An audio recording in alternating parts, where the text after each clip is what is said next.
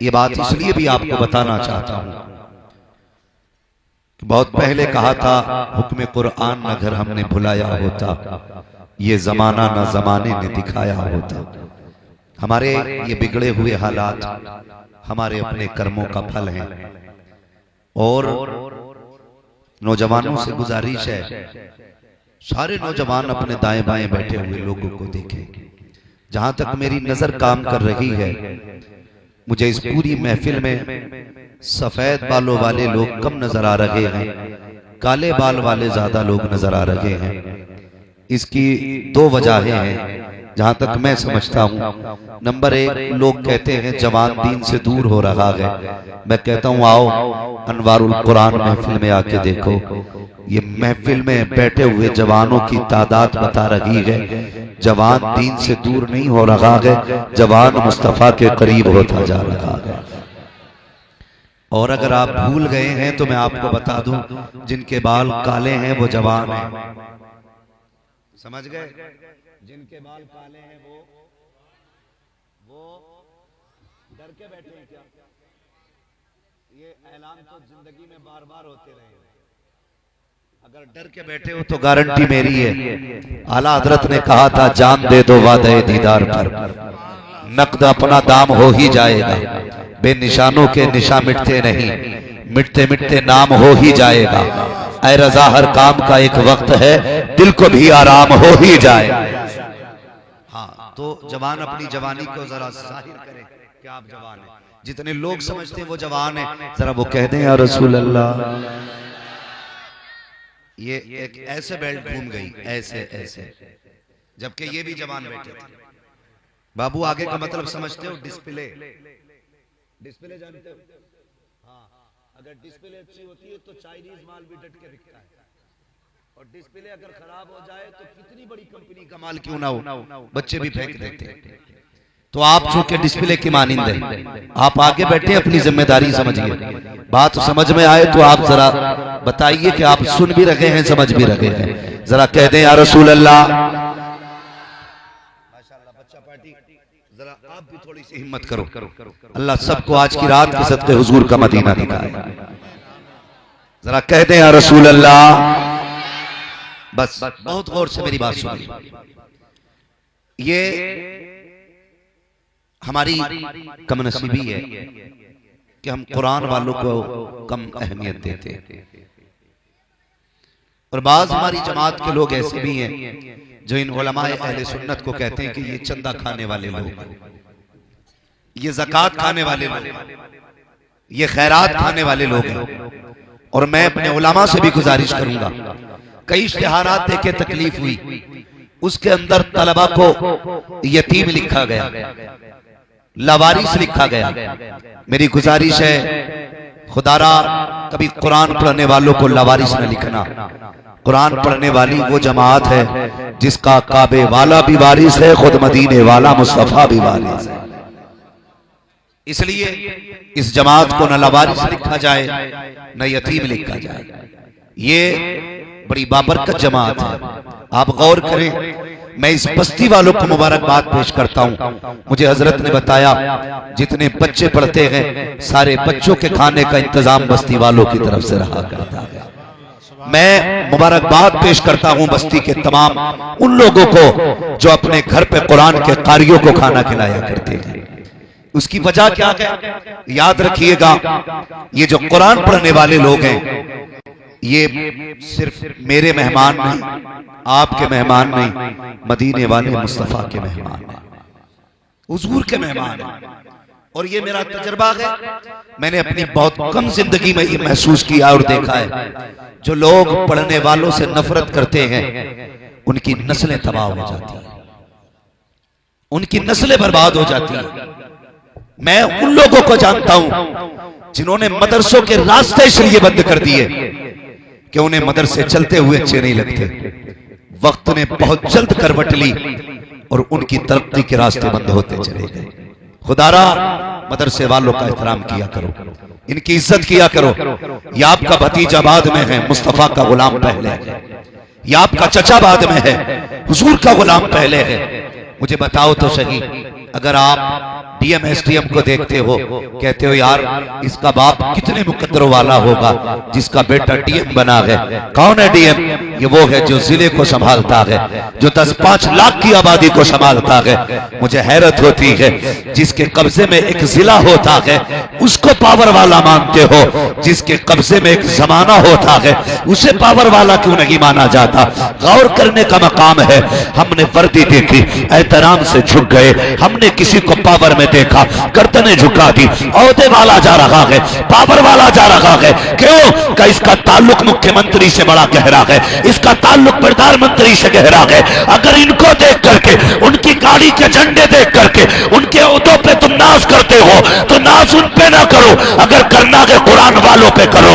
इसलिए कि इनका रिश्ता 5 साल मंत्री से नहीं बल्कि उस नबी से है जिसकी हुकूमत जमीन के ऊपर भी चलती है, जमीन के नीचे भी। नारे तकबीर, नारे रिसालत, मसलके आला हजरत, अनवारुल कुरान कॉन्फ्रेंस, जश्ने दस्तार बंदी, खतीबे हिंदुस्तान, हक़्क़े खिताबत। अब आप बताइए।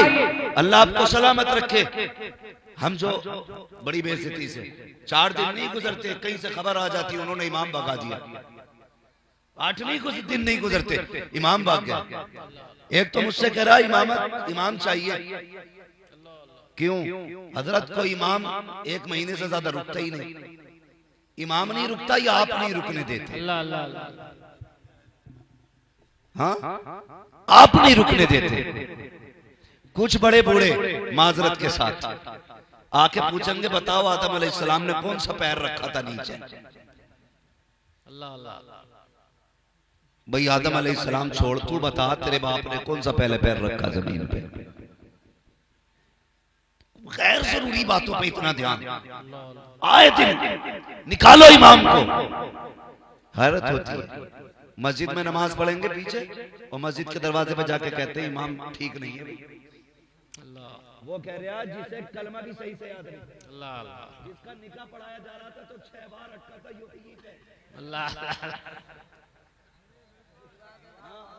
अगर इमाम युहयी व युमीत कहने लगे तो उसी से बाहर नहीं जा पाता। और कह रहा है इमाम रखने के काबिल नहीं है। भाई सोचो जरा, गौर करो क्या हुआ। बोले इनका अंगूठा हिल था सजदे में।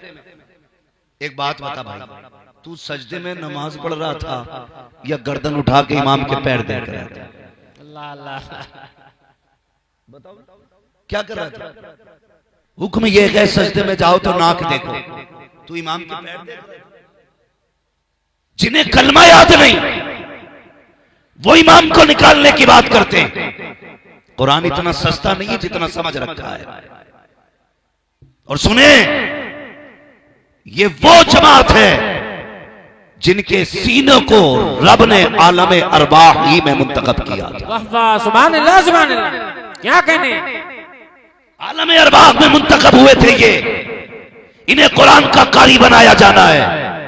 और तू निकल के कहते निकालो इमाम को। भाई सबसे बिगाड़ लेना, इमाम से मत बिगाड़ना। अगर वो अपनी पे आ जाए तो लेने के देने पड़ जाते हैं। हक है, हक है। एक बस्ती की बात थी, लोगों ने इमाम की धड़ी नहीं दी। अब तो अल्लाह का शुक्र है तनख्वाह चल रही है, लेकिन अब भी कुछ नेक गांव है जहां भी नाच देते। ठीक है, तुम्हें नाच हम भाई 6 महीने में ही देंगे, तुम्हारी बीच की जरूरत कोई भी है।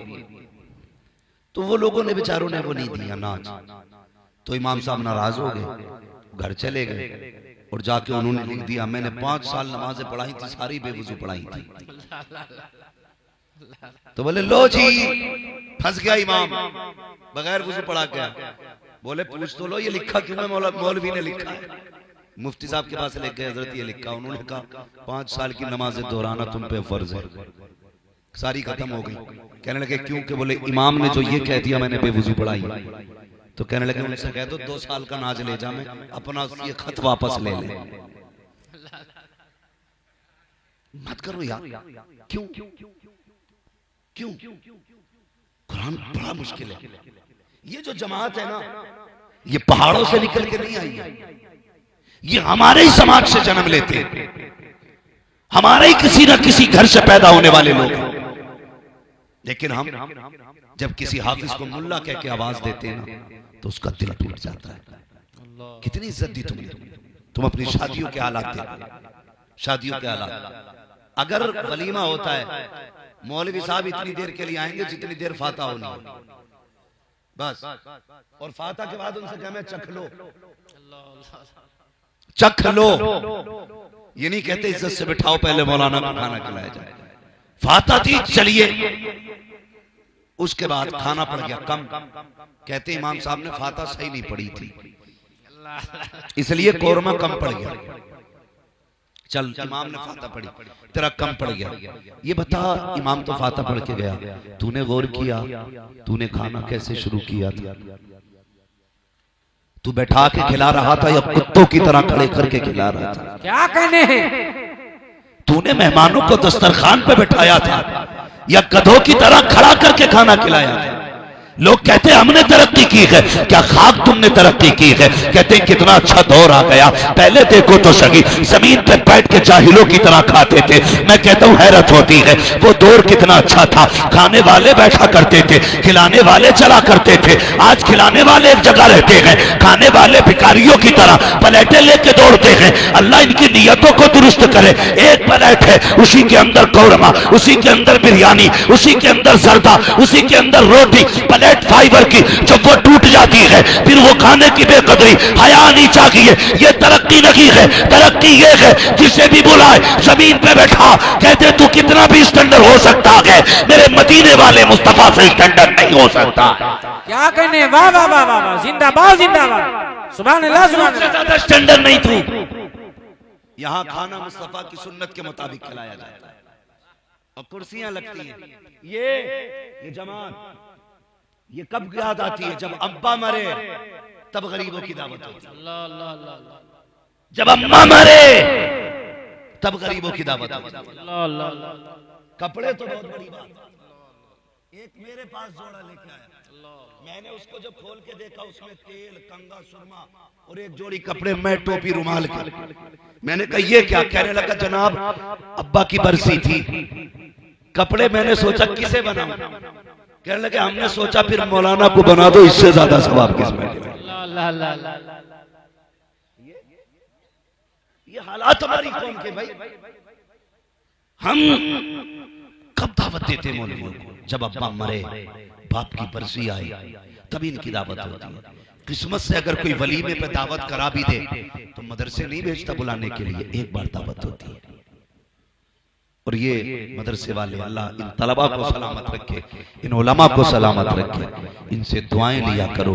जब रिज्क की बरकतें खत्म हो जाती हैं, अल्लाह कुरान वालों की ठोकरों के सदके में रिज्क की बरकतें नाज़िल करे। वाह वाह वाह वाह, सुभान अल्लाह। इनसे दुआएं लिया करो।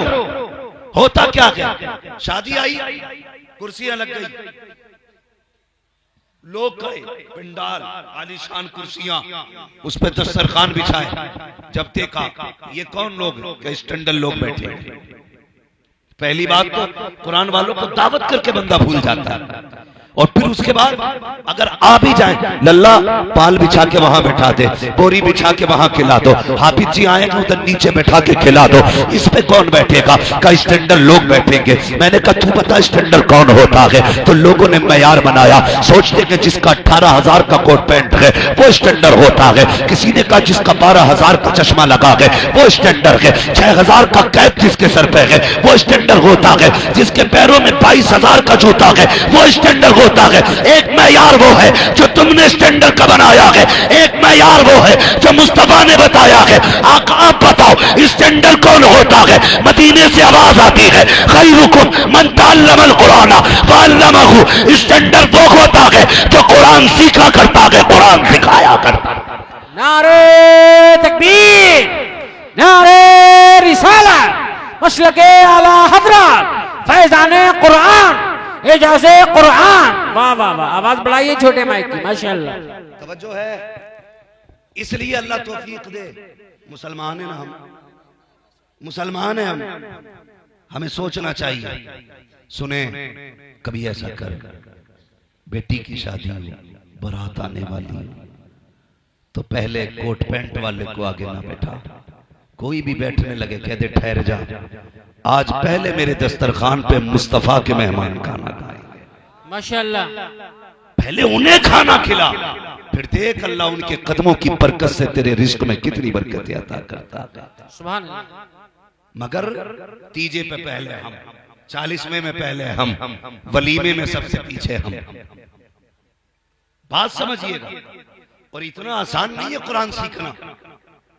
कहते हैं भूरा का लल्ला हाफिज हो गया, कलवा का बेटा हाफिज हो गया, और उसके बावजूद भी नाम लेके आवाज देते हैं इज्जतें किया करो, एहतराम किया करो। यूं ही कुरान नहीं आया करता है। खुदा की कसम आज 13 बच्चे तकरीबन फारिग होकर इस इदारे से निकलेंगे। इतनी बड़ी जमात उलमा की बैठी है, शायद कोई ऐसा होगा जिसने दीन के लिए घर न छोड़ा हो। हम जानते हैं अपने बचपन के हालात। अल्लाह अकबर, सूफी साहब हमारा साथ में मदरसे में वक्त गुजरा, हमने देखा है जब हम घर से निकला करते थे उस वक्त का आलम क्या होता था यार। सोचो तो सही, सबको अपना लाल प्यारा होता है, सबको अपना बेटा अच्छा लगता है। हमारा बेटा 6 साल का हो, अगर घर में सोता है, बाप कई बार उठ के बेटे का चेहरा देखता है, माँ रात को उठ के बेटे का कंबल संवारती है, सर्दी में कभी रजाई ठीक की जाती है, उठ के चेक किया जाता है मेरे बेटे का कहीं पैर तो नहीं खुला है, कहीं सर तो नहीं खुला है। यही बेटा खुदा की कसम बाप मजदूरी करके थक के वापस आता है, अगर बेटे के लिए कोई चीज लेकर के आए, बीवी से कहता पता मेरा बेटा कहाँ है, वो कहती दिन भर का थका था सो गया। कहता इसे उठाना, कहा क्या करोगे, कहा इसके मैं पसंद की चीज लाया हूं। कहा क्यों, कहा कि जब ये इसको देखेगा मैं इसके चेहरे की मुस्कुराहट देखूंगा, जैसी चेहरे की मुस्कुराहट देखूंगा मेरी थकन उतर जाएगी। अल्लाह अकबर, एक बाप को बेटा इतना प्यारा होता है।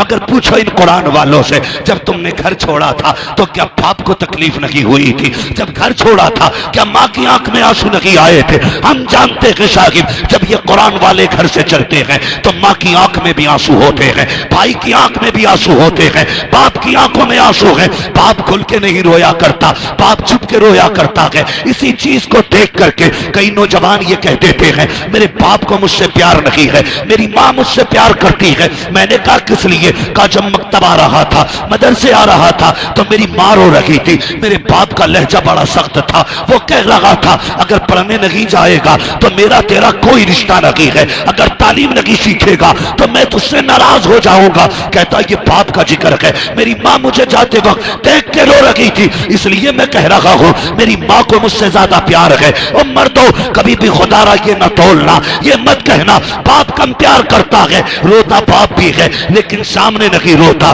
कभी कमरे के अंदर रोया करता है, कभी खेत में जाके रोता है, कभी छुप के रोता है, इसलिए सामने नहीं रोता।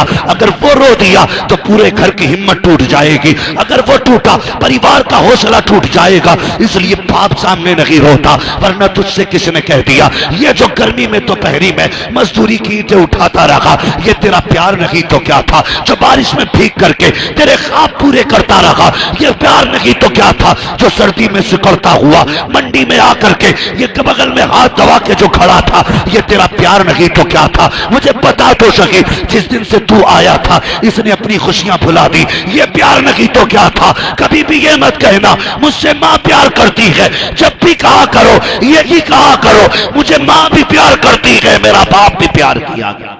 वाह वाह वाह वाह, सुभान अल्लाह सुभान अल्लाह। इसलिए हम कई बार हमने ऐसी तकरीरें की और सुनी, हमने अक्सर यही कहा माँ की शान, माँ की शान। तो हमारे कौम के जवानों ने बाप की इज्जत ही करना खत्म कर दी। अम्मा को ठंडी लस्सी पिला रहा, अब्बा को पानी तक नसीब नहीं। अल्लाह अल्लाह। तुम्हें किसी ने ये नहीं बताया जिसके कदमों में तेरी जन्नत है उसकी जन्नत तेरे बाप के कदमों में है। क्या कहने हैं? ये मत भूल, उसकी जन्नत तेरे बाप के कदमों में है। और महबूब ने फरमाया जब औरत शोहर के कपड़े का धब्बा झाड़ती है अल्लाह उसे 70 नेकियां अता फरमाया। वाह वाह वाह वाह वाह। एक ही माँ की शान बयान कर दो, माँ की शान में मनकबत पढ़ दो। अम्मा बड़ी याद आ रही है, अब्बा सौतेला है, बताओ एक बाप को समझ सकते हो आप?